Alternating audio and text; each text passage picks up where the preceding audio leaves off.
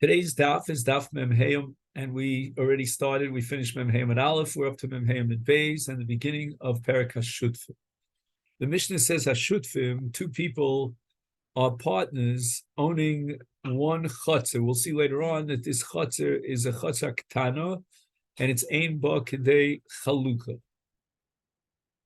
which is less than arba amos for each one of the shutfim. Shenodru hana zemizeh, and the shutfim, each one of them, aserd hana from his portion onto his partner's portion, and this was done mutually. Asurim likonis lechotzer, according to the Tanakama, the Rabbanon, neither of them are allowed to enter into the chotzer, because once he enters into the chotzer, he's being nenef from that chelek which is owned by the one who is madir him, and he's being nenef from as a mudar anah from the madir.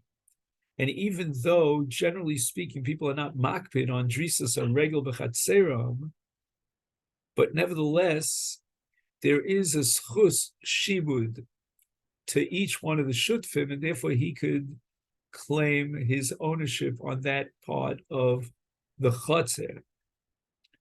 And even things that derech b'nei adam levater zelze asurim lemudar hana.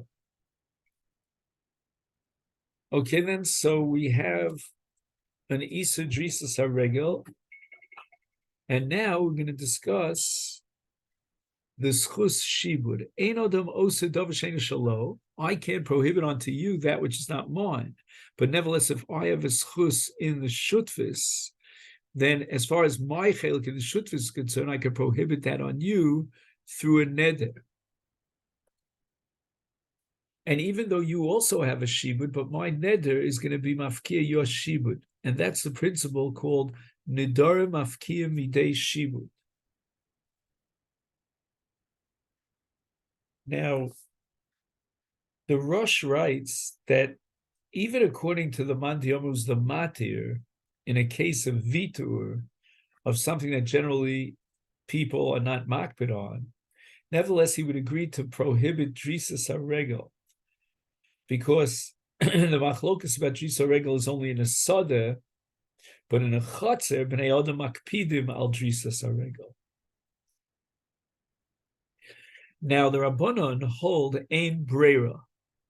We're not going to say that later on we're going to have a birur lemafreya as to which chelik belongs to which shutaf.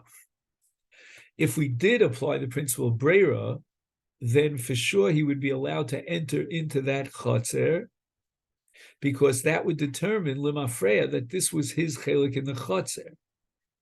And when they originally made the deal and they purchased the field, or in this case the chotzer, al das kain, they purchased it under the assumption that eventually there'll be a birur and we would clarify who has which chelik.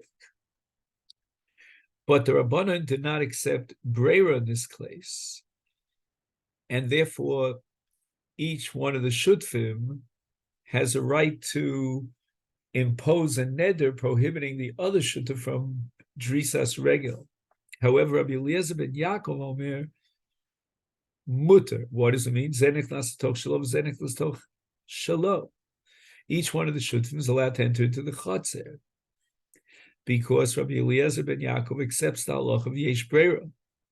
So at the time they purchased the chotzer b'shutfis, they did it al das, that each one would ultimately establish his ownership on a particular part of that common courtyard, and his friend would also be able to determine his part of the courtyard. So therefore, when they use the courtyard, whichever one of the two shutfim, there's a birur lemafreya where the original kinyan was chal, and therefore each one of them is allowed to enter into the chotzer. Zenech lastoch shelo, v'zenech nas letoch shelo. Each one of the shutfim at the time these mishtamish in the chotzer clarifies that this is the part of the chotzer that's his. and therefore he's not being nena mishal chaver from the mad. And this leads us to tomorrow's daf, which is daf memva.